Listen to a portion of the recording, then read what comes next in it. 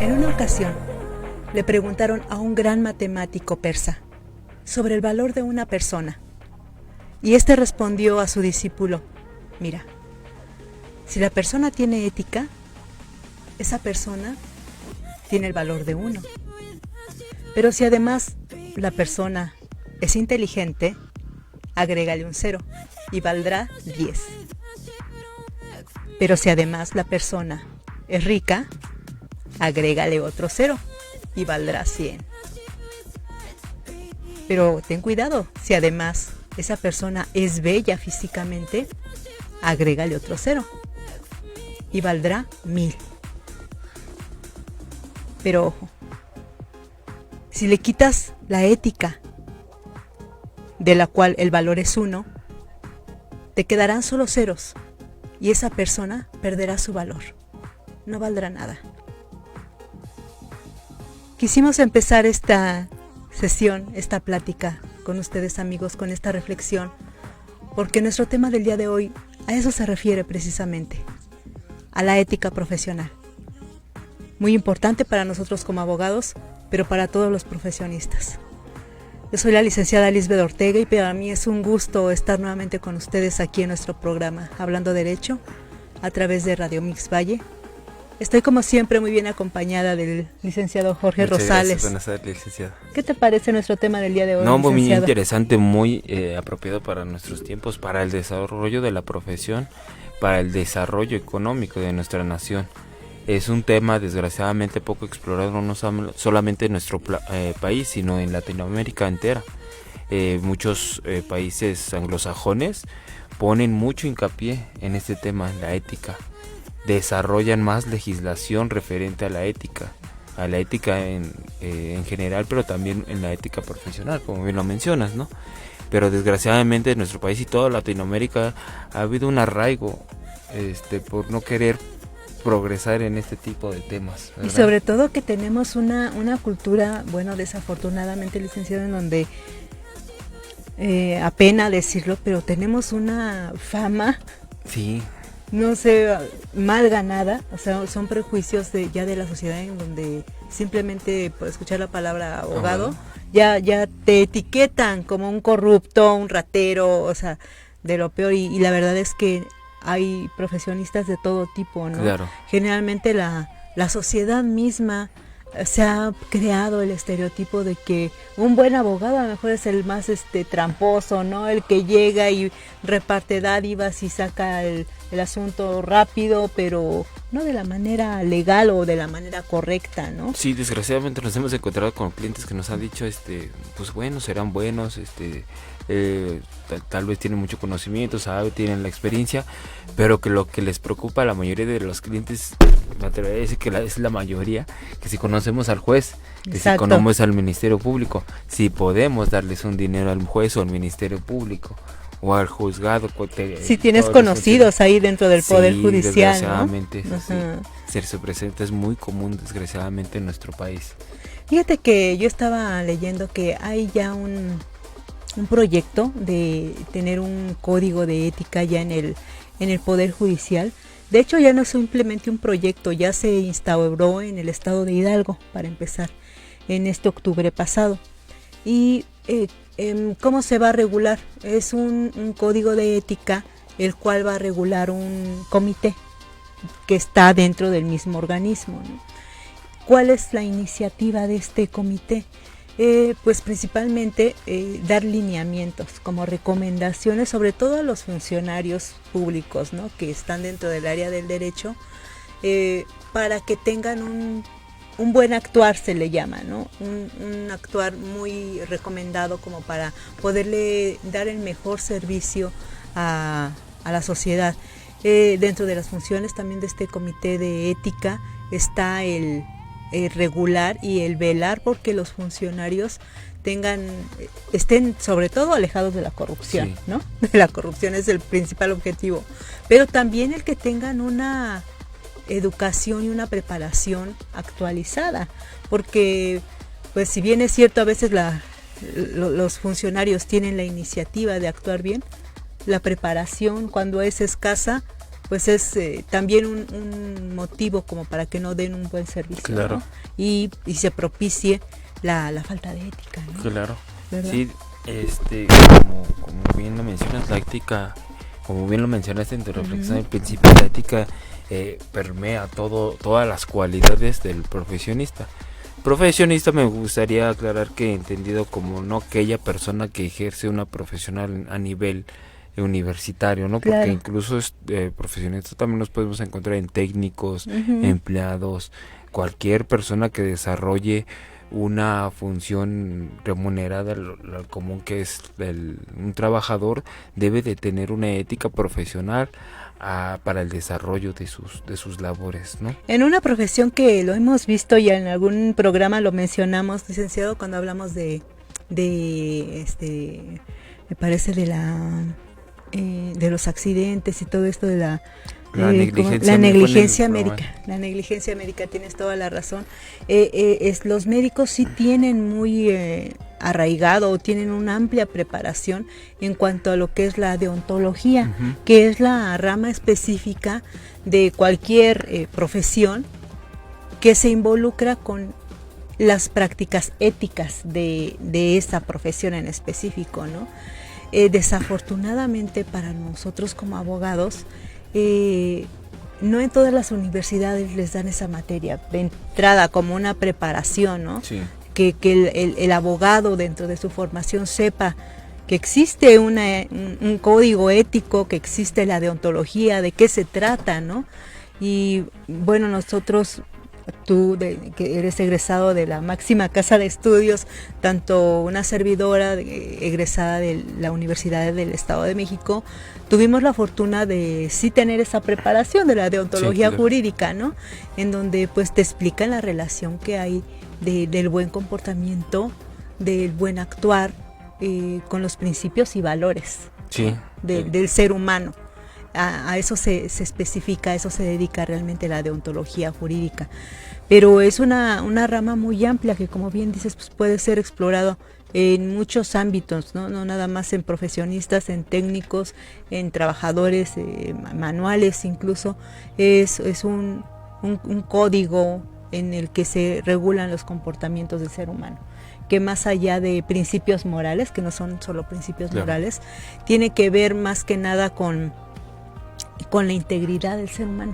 Sí, porque puede haber personas que en cierto aspecto de su vida o de su actuar en su desarrollo laboral, pues pueden actuar bien, pueden ser personas correctas o tener un actual moralmente aprobado, pero en otras no. Entonces cuando en una área sí actúas de una manera correcta y en otra no, pues ya hay una incongruencia, claro, ¿no? Ya no hay una integridad.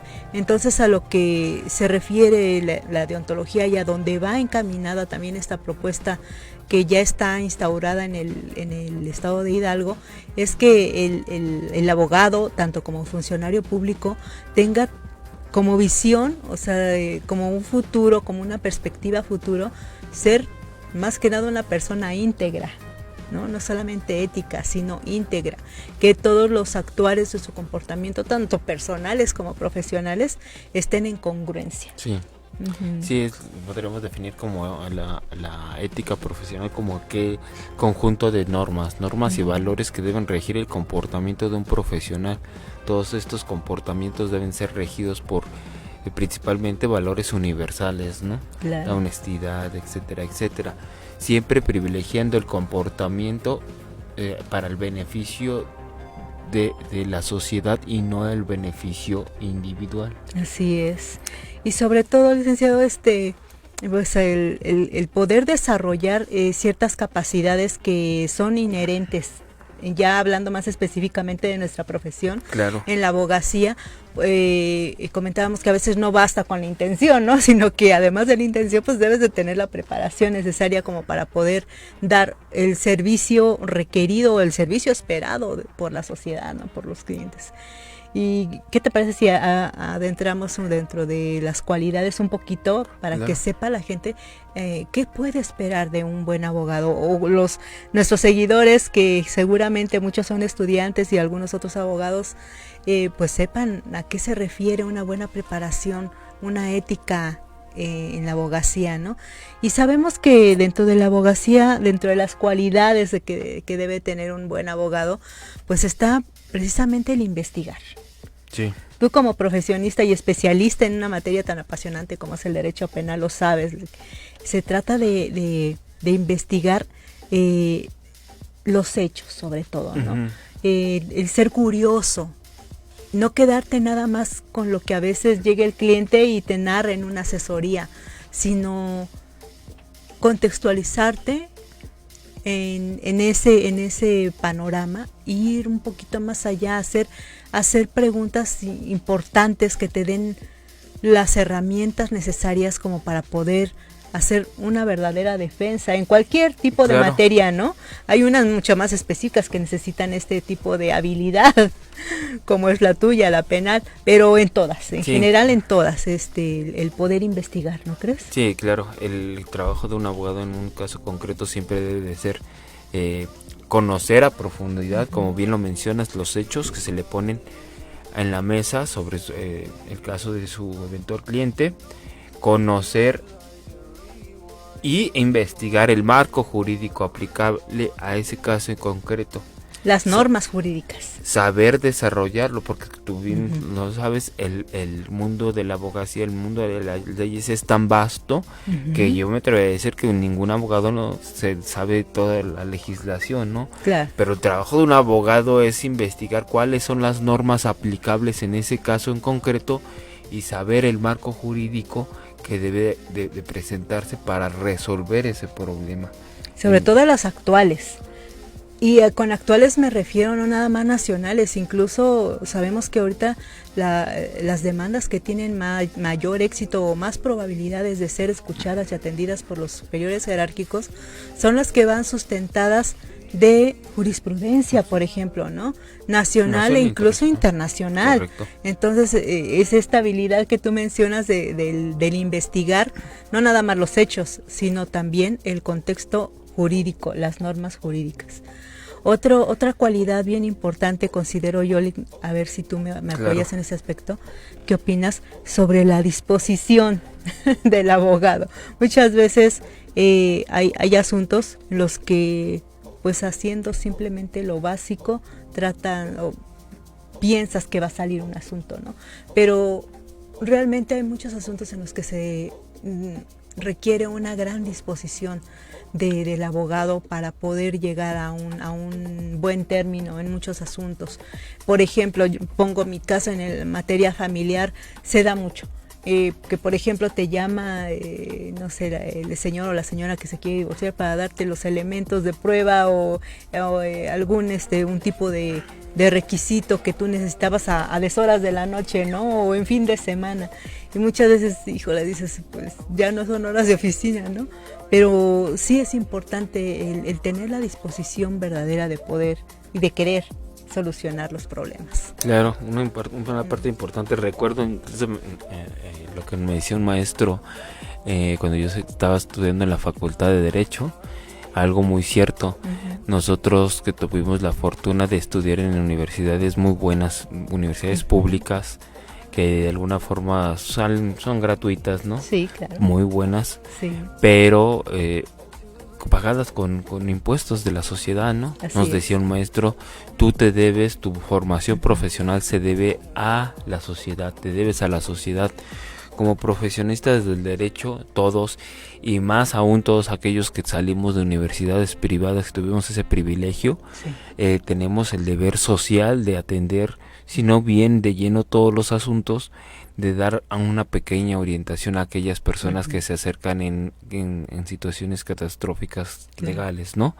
Nos decía, tal vez tú no tienes las personas no van a tener para pagar tus honorarios, no tienen la posibilidad incluso de pagar una asesoría, pero puedes bien, tal vez una pequeña asesoría o incluso encaminarlos a aquellos despachos jurídicos gratuitos que sí existen. Por ejemplo, en la Facultad de Derecho de la UNAM tiene un despacho de abogados gratuitos en los cuales te atienden de forma gratuita ciertos asuntos, ¿no? Es tu deber como profesionista orientarlos hacia esas alternativas. Retribuir un poco, ¿verdad? Es correcto. Con la preparación que nosotros recibimos, como lo hacemos en el despacho con algunos pocos asuntos que llevamos pro bono, les llamamos, en los que realmente pues se ve la necesidad de la gente de solucionar su problema, y ahí es en donde radica la práctica que tenemos de tener la disposición de solucionar un problema.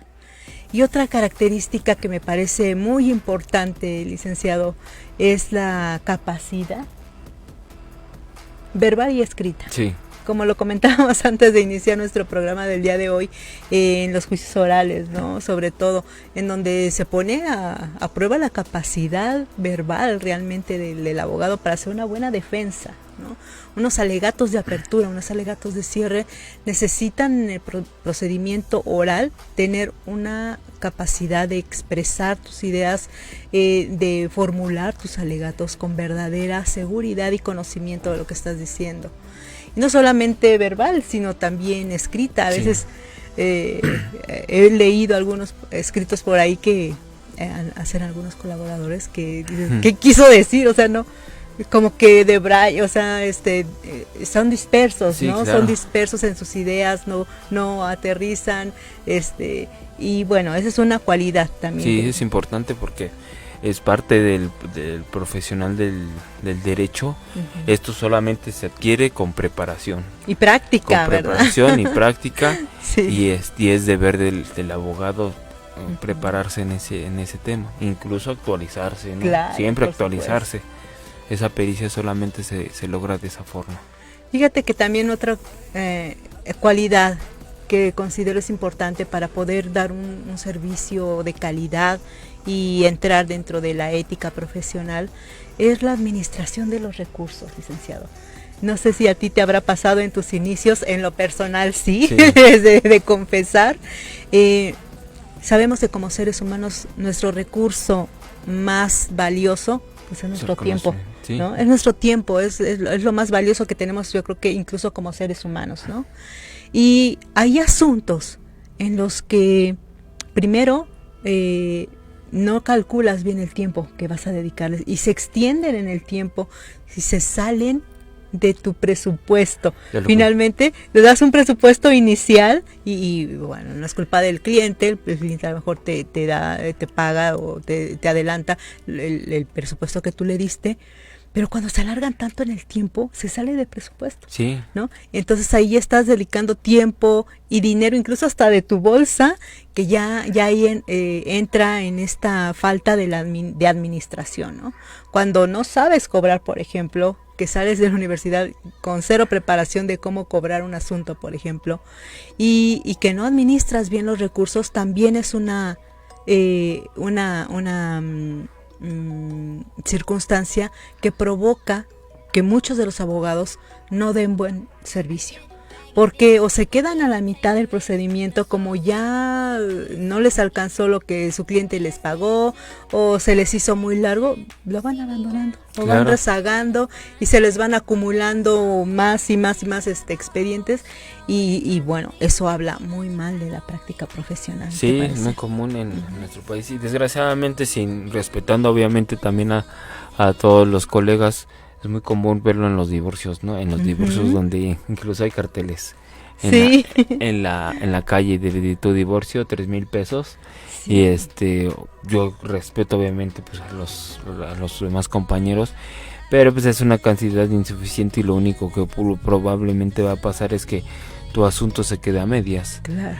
Sí, una característica importante de un buen profesionista para un abogado es de alguna forma saber, aparte del contexto del marco jurídico que va a aplicar a su caso, cuánto tiempo se va a llevar. Eso es parte también de la pericia de un buen abogado, cuánto tiempo se va a llevar cuántos recursos humanos se va a utilizar para un asunto, y entonces cuál es la cantidad idónea que debes de cobrar como concepto de honorarios para evitar este tipo de problemas.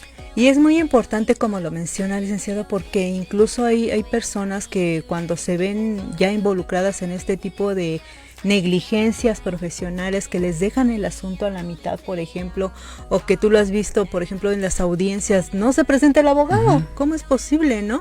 Y abandonan al cliente.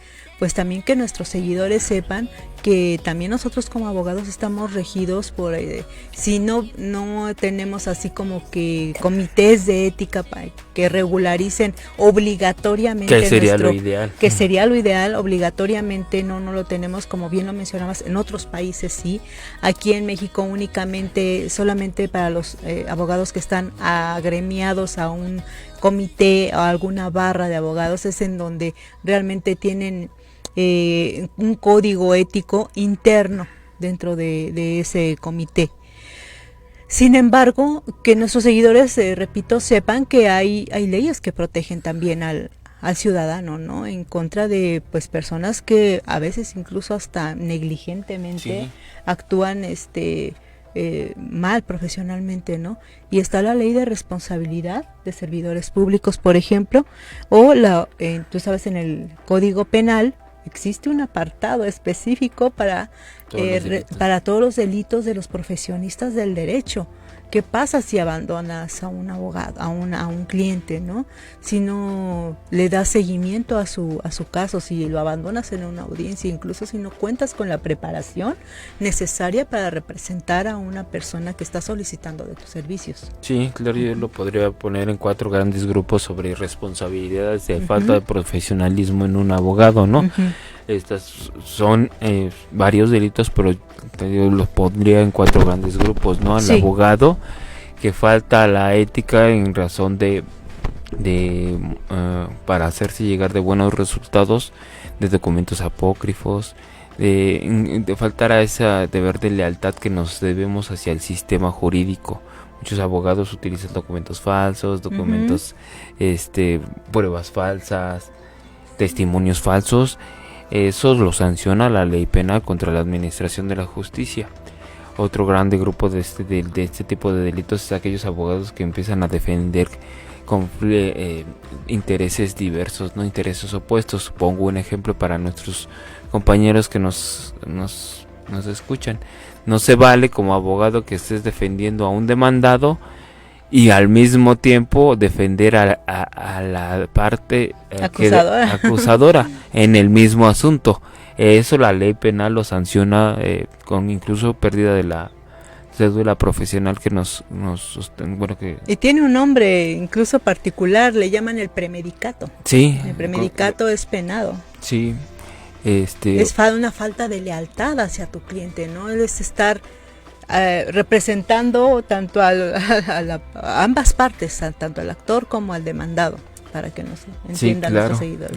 El otro grande grupo sería el abandono de las defensas, el abandono de la falta de profesionalismo del abogado, cuando abandona sin causa justificada un asunto. Esto es muy penado en materia penal. No puedes abandonarte una defensa sin causa justificada, defendiendo incluso, y peor cuando una persona está interna en algún centro penal. Fíjate que tengo un dato interesante. Estaba leyendo que para el Instituto Mexicano de la Competitividad Empresarial estaban reportando que existen 1,600 universidades en México en donde dan la carrera de Derecho. Bueno, pues de esas 1,600 universidades egresan cada año 255,000 abogados cada año. Y lo grave de estas situaciones que les comentábamos, primeramente, en muchas de estas universidades no tienen como una materia esencial ni la ética ni la deontología jurídica, para empezar. Y muchas universidades que lo tienen y que lo dan pues de manera muy superflua. son profesores que generalmente se dedican a eso, a la docencia, a enseñar. Y finalmente dentro de la docencia no es que sea mala, pero no te expone realmente a lo que son los predicamentos, los riesgos, la corrupción de lo que es la práctica de litigio, ¿no? Entonces, ¿cómo vas a enseñar algo que no conoces? Considero, ¿no? Claro. A lo que no te has enfrentado. Entonces, estos profesores, pues sí, hacen su mejor esfuerzo, supongo, dando únicamente la teoría, ¿no? De lo que es la deontología, la ética, únicamente como palabra escrita. Sin embargo, yo creo que de lo que más se aprende en cuestión de ética es en la práctica. En los casos y en todas estas escuelas, desafortunadamente, no se da. Sí, en muchas universidades nada más a veces llevan una materia que se llama filosofía del derecho y otra que se llama ética, ¿no? Uh-huh. A veces, ¿no? Si bien nos va. Sí. Pero faltan todo esto, ¿no? Aunado que en México la carrera de derecho estudiarla carece mucho de ese perfil de experimentar. Uh-huh, uh-huh. Decía un maestro, ¿no?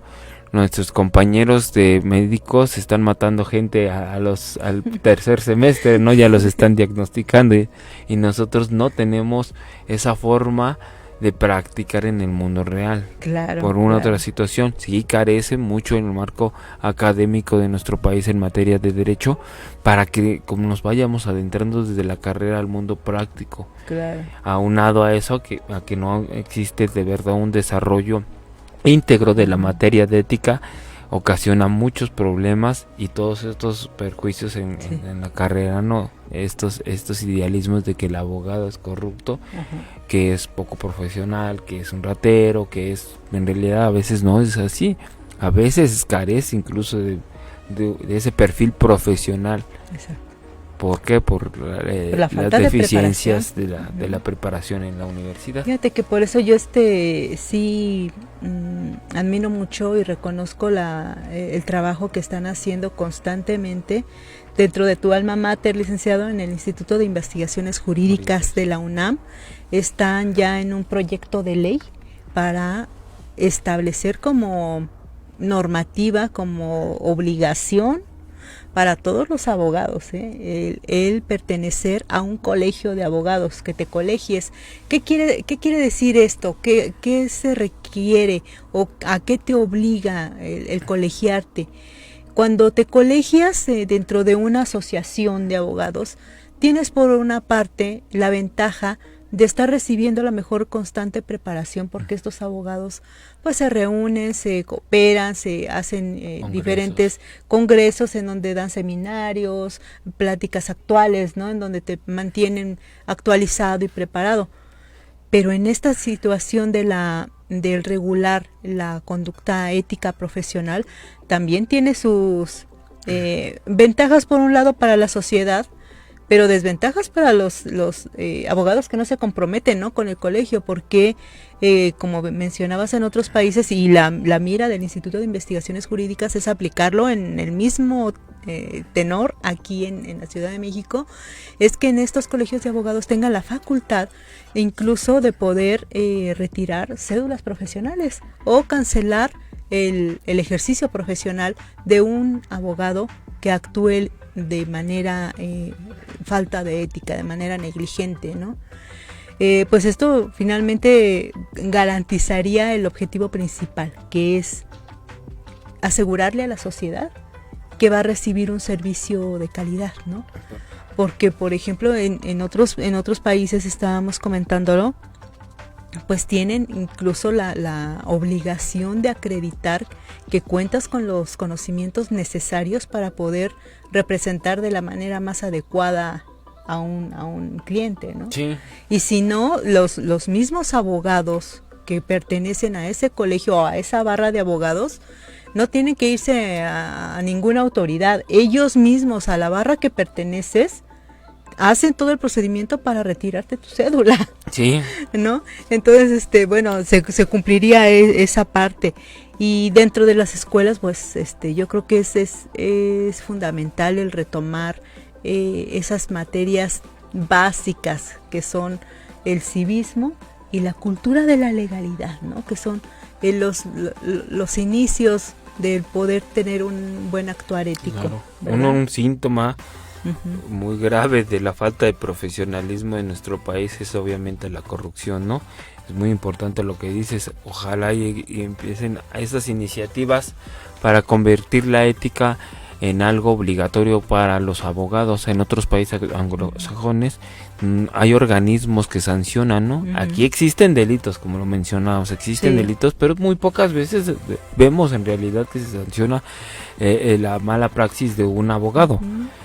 Sí necesitaríamos en México un organismo que regule y vigile todas las funciones de los abogados. Hasta donde sabemos, perdón que te interrumpa, únicamente cuando se detecta mediante el Código de Procedimientos Penales que existe una mala práctica de los abogados, quien hace frente a esa responsabilidad es la Secretaría de Educación Pública, a través de la Dirección General de Profesiones. Pero es un procedimiento muy largo que generalmente el cliente, el ciudadano común y corriente que fue víctima de una mala práctica de un abogado, pues no sabe hacer, claro. No lo sabe hacer y si tiene la iniciativa de empezar a hacerlo, pues en el procedimiento se pierde, se aburre, se fastidia, ¿no? Porque es un procedimiento largo, tedioso y que muchas veces pues no les da el resultado necesario. Sí, claro. Pero es lo único que existe actualmente ante la Dirección General de Profesiones. Sí, requeriríamos un organismo parecido, similar a la Comisión Nacional de Arbitraje Médico. Los médicos siempre están sometidos de alguna forma a ese organismo. Eventualmente si llegan a caer en una mala práctica, lo tocábamos en el tema aquella vez de negligencia médica, habría que aquellos legisladores para que impulsen un organismo similar, pero en materia de abogados, ¿no?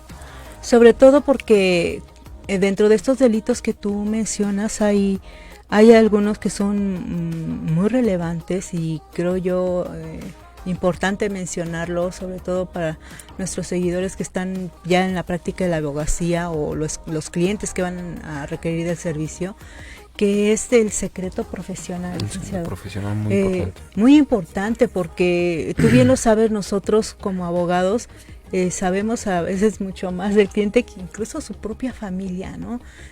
Sabemos, tenemos la necesidad de hacer preguntas realmente a fondo y requerimos de toda la honestidad de las personas en cuanto a su comportamiento, los hechos realmente cómo fueron, en qué contexto está y sabemos pues muchos detalles que pueden incluso en algún momento comprometer no nada más la estabilidad, sino la economía, el prestigio, la familia, muchas cosas, el patrimonio de una persona, ¿no? De información tan delicada que tenemos nosotros como abogados, ¿no? Que puede servir en algún momento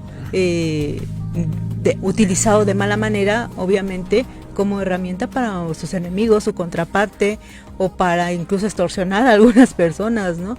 Entonces esto del secreto profesional es algo bien importante que se respalde, que sea cuidado y que sea incluso penado, ¿no? En caso de mal uso de él. Sí, claro, el secreto profesional es algo muy importante, no solamente por parte de los abogados, psicólogos, médicos, etcétera, todo ese tipo de profesionistas que de alguna forma tienen información privilegiada de una persona, incluso la ley los protege, no pueden declarar en un eventual juicio revelar el secreto a menos que su cliente se los permita, ¿no? Así es. Que lo liberen, le dicen, pero sí es importantísimo que como profesionista tengas mucho cuidado en el secreto profesional. Claro. Pues hablando de este tema de ética, fíjense que nosotros en la práctica de la abogacía, cuando salimos de la carrera, tenemos una herramienta como para regular nuestro comportamiento jurídico, nuestro comportamiento como profesionistas, incluso para quienes no están colegiados. Y existe algo que se llama el decálogo del abogado. Te propongo un ejercicio, abogado. Claro. Vamos a darle lectura a algunos puntos del decálogo, son 10 puntos, por eso es decálogo, y me dices qué opinas al respecto. Claro. El primer punto dice, estudia. El derecho se transforma constantemente. Si no sigues sus pasos, serás cada día un poco menos abogado. Claro, todos ponemos un símil con el mundo de la medicina. ¿Por qué? Porque un abogado siempre debe estar preparado. Las leyes cambian a diario. A diario. Incluso había un chiste en la universidad, ¿no? Cuando terminas de estudiar ya la mitad se te olvidó y la mitad ya se derogó. Derogar para nuestros compañeros que nos escuchan es aquellas leyes que ya no existen y ya propusieron nuevas. Es muy importante para un abogado actualizarse a diario. Si no bien todo el sistema jurídico, al menos de la más rama que desarrolla. El segundo punto dice, piensa. El derecho se aprende estudiando, pero se ejerce pensando. Sí, exactamente. Muchos, yo agradezco mucho a los maestros que de alguna forma me formaron en la universidad. No para aquellos compañeros, colegas, para aquellos compañeros que están estudiando. Siempre nos dice, no te cases con la idea de que porque lo dice la ley es totalmente ético, moral y es la ley, ¿no? Siempre hay unas formas de combatir incluso la propia ley, ¿no? Muchas veces, licenciado, también aquí agregando a tu comentario, no está todo está escrito, ¿no? Sí. Hay cosas que incluso se escapan a la norma y que incluso aunque esté en los códigos, si no existe esa habilidad que mencionábamos hace rato dentro de las cualidades del abogado, de ser perspicaz, de ser intuitivo, de ponerte a pensar realmente cómo fue lo que le llaman la verdad histórica, sí, ¿no? Cómo puedes hacer para llegar a la verdad histórica y demostrar los hechos como fueron realmente, comprender el contexto de los clientes, por qué actuaron de tal manera o qué pueden llegar a ser. Es pensar. Para un abogado es pensar, ponerte a ver realmente de dónde vas a sacar las pruebas, las herramientas necesarias para poder lograr tu objetivo, que es defender a tu cliente. Y eso no viene en el código. Claro. Sí tenemos que saber las normas y, como bien dices, estarnos actualizando no nada más en el derecho nacional, sino en el internacional, con todas las nuevas reformas que ha habido. Pero también hay que pensar a nivel ser humano, ¿no? Claro. ¿Verdad? El tercer punto dice, trabaja. La abogacía es una actividad con ardua fatiga, puesta al servicio de la justicia. Claro. Aquí me gustaría hacer un comentario. Desgraciadamente nuestro sistema jurídico está muy viciado por... Yo entiendo que hay mucha carga de trabajo, ¿no? Pero se volvió una mala costumbre ya entre nosotros los abogados y las autoridades, que yo tengo un escrito, con este escrito te voy a decir algo, juez. Tú ya tienes un escrito con el que vamos a contestar y yo ya tengo otro escrito con el que te voy a contestar. No, el trabajo de un abogado es trabajar, investigar, sí, desestabilizar esa zona de confort que tiene el juez, de ir más allá, de que en realidad se haga justicia, de que no los casos son similares, no, detrás de ese caso hay una persona con nombre y apellido, con un problema de verdad, con una familia, con un contexto, ¿verdad? Y también para los chicos que nos están escuchando, que están en la carrera o que aspiran a lo mejor algún día a practicar la abogacía, que sepan también, licenciado, que cuando dices abogado, te imaginas a una persona a lo mejor nada más atrás de un escritorio haciendo tus escritos o hablando con un cliente, y no es lo único. La verdad, hay mucho campo de trabajo dentro de la abogacía, también para poder recabar pruebas, realmente darle impulso a muchos procedimientos. Por ejemplo, en materia familiar hay muchos escritos, oficios que hay que entregar a diferentes instituciones. Tienes que tener la habilidad de poderte trasladar a diferentes lugares, conocer en donde se encuentran diferentes instituciones y saberte mover, ¿no? Y eso es trabajo. Muchas veces, incluso de la mitad de nuestro día laboral, implica estar en esas instituciones dándole solución, dándole impulso procesal a nuestros juicios. Y es una labor ardua, exhaustiva, sí, porque muchas veces pues nos enfrentamos a la burocracia, ¿no? A la corrupción, que de gente que muchas veces pues quiere dádivas, quiere que le des para el refresco, no, si no, no hace nada. Entonces, tener paciencia para esos asuntos, pero sí el tener presente de que es un trabajo constante, arduo, no nada más de investigación y de compromiso con el cliente, sino de estudio, básicamente, y de trabajo de campo también. Investigación. Uh-huh. Siguiente punto, dice lucha. Tu deber es luchar por el derecho, pero el día que encuentres en conflicto el derecho con la justicia, lucha por la justicia. Por la justicia.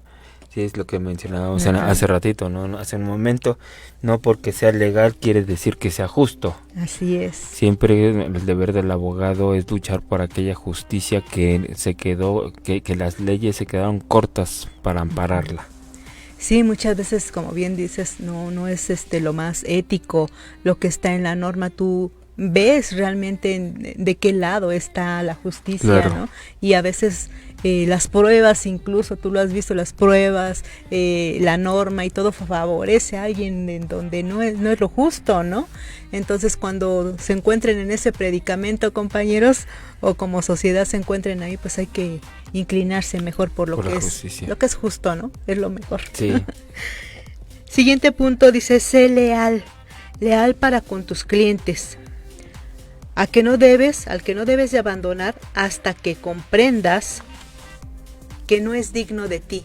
Leal para con el adversario, aun cuando él no sea leal contigo. Leal para con el juez que ignora los hechos y debe confiar en lo que tú le dices y en cuanto invoques el derecho. Claro. Qué importante esto, licenciado. Aquí, antes de que hagas tu comentario, sí quiero hacer un breve paréntesis para comentarles a todos nuestros seguidores la importancia de lo que nos hacen llegar a nosotros como abogados, ¿no? Porque realmente, en base a lo que nos narran, nos cuentan, es la herramienta que nosotros le damos realmente a los juzgadores para poderlos defender. Y muchas veces cuando llegan a decirnos mentiras, pues tratamos de defenderlos con sus propias mentiras y eso no funciona bien, ¿no? Por otra parte, esto de la lealtad es bien importante porque muchas veces, aunque nosotros como abogados nos comprometamos con los clientes, la verdad es que hay muchos clientes que son deshonestos, llegan a decirte cosas que no son ciertas, poniéndose a lo mejor como víctimas, ¿no? Cuando son ellos los victimarios, claro, en realidad. Entonces, nosotros trabajamos con lo que nos dan. Y también hay ocasiones en las que incluso tratan de, pues hasta aprovecharse a lo mejor de su calidad de clientes o de víctimas para decirte, por ejemplo, no, pues no tengo dinero para tus honorarios, o tú trabaja y ahí luego te pago, ¿no? Por ejemplo, eso también es una forma de deslealtad de tu cliente, claro, ¿no?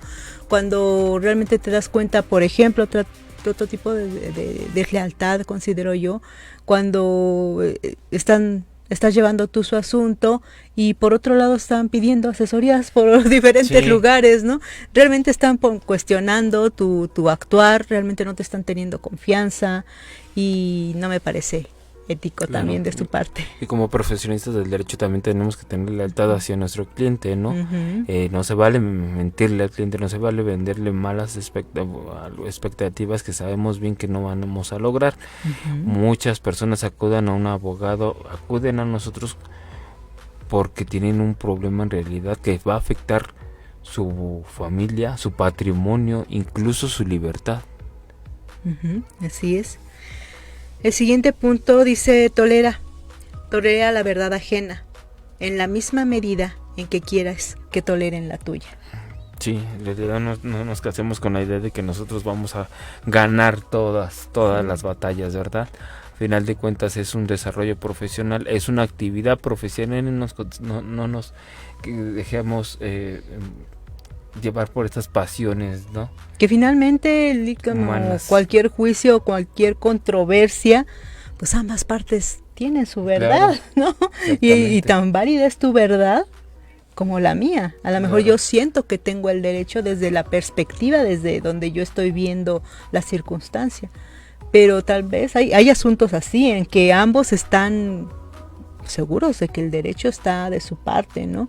Y muchas veces pues no es así. Pero como abogados es nuestro deber no mezclar esas pasiones, claro. No dejarnos llevar por ese tipo de circunstancias para involucrarnos personalmente con el asunto. Sí, eso de no involucrarte, no darle rienda suelta a las pasiones es bien importante porque te permite actuar con cabeza fría, ¿no? Si bien crítica, con todo el compromiso que requiere el representar a una persona, pero dentro de ese compromiso está también el saber que no te vas a acalorar o a comprar el apasionamiento de involucrarte a lo mejor emocionalmente con el cliente, porque eso va a hacer que se nuble tu razonamiento, tu juicio, inclusive hasta para recomendar la mejor solución, ¿verdad? Bueno, el siguiente punto dice: ten paciencia, el tiempo se venga de las cosas que se hacen sin su colaboración. Qué importante saber que cada asunto necesita su tiempo, cada trámite requiere ser cumplido en su tiempo, en su momento. Para nosotros es fatal, licenciado, tú lo sabes, los términos, ¿verdad? Los términos, hay que dedicarle el tiempo necesario a cada asunto, el estar muy conscientes de ese recurso que mencionábamos hace rato, que es el tiempo de cada uno, para siempre estar sobre la agenda, sobre los tiempos, administrar nuestro día, para no llegar tarde a ninguna audiencia, que no se te pase ningún desahogo que tienes que tener en tiempo y forma, en fin. Sí, el tiempo es fundamental en todo el procedimiento, cualquier tipo de procedimiento jurídico. Es fundamental. Y la paciencia, sobre todo, licenciado, que muchas veces quisiéramos terminar rápido cualquier asunto, pero no siempre se puede. Y desgraciadamente luego esta vez la impaciencia la vemos a veces reflejada en nuestros clientes, ¿no? Así es. Obviamente sabemos que es un problema jurídico, que es un problema que les preocupa, pero también lleva sus tiempos jurídicos. Siempre es importante de alguna forma entender. Claro. Bueno, amigos, pues nos faltaron 3 puntitos, desgraciadamente el tiempo se nos agota, pero nada más para no dejarlos al aire, el 8º punto era ten fe. La verdad es que el derecho es realmente diseñado para darle al ser humano la mejor calidad de vida. El siguiente es olvida la verdad, tanto tu triunfo como tu derrota, no engancharte ahí, claro, ¿no? Porque realmente la vida te trae 1 y 1 o 2 y 2, no te puedes quedar anclado en ninguna. Hay que disfrutar tanto el éxito como dejar pasar la derrota de manera rápida. Y ama tu profesión, generalmente, ¿no? Ama tu profesión, tanto, en especial la abogacía, ámala tanto, de tal manera que si algún día tienes un hijo y quieres recomendarle acerca de su futuro, tengas a bien decirle, sea abogado. Perfecto. Y pues muchas gracias por habernos acompañado este martes. Feliz Día de Muertos, feliz Halloween y muchas gracias por haber estado con nosotros. Nos vemos en el siguiente programa. Acuérdense, para cualquier asesoría, Nacional Barra de Abogados Lex, 7251-8214 y al 5525-04-6601. Licenciado, ¿algún número? Y el número personal 5522-33-6365. Su servidor, licenciado Jorge Luis Rosales. Muchas gracias por acompañarnos. Hasta luego.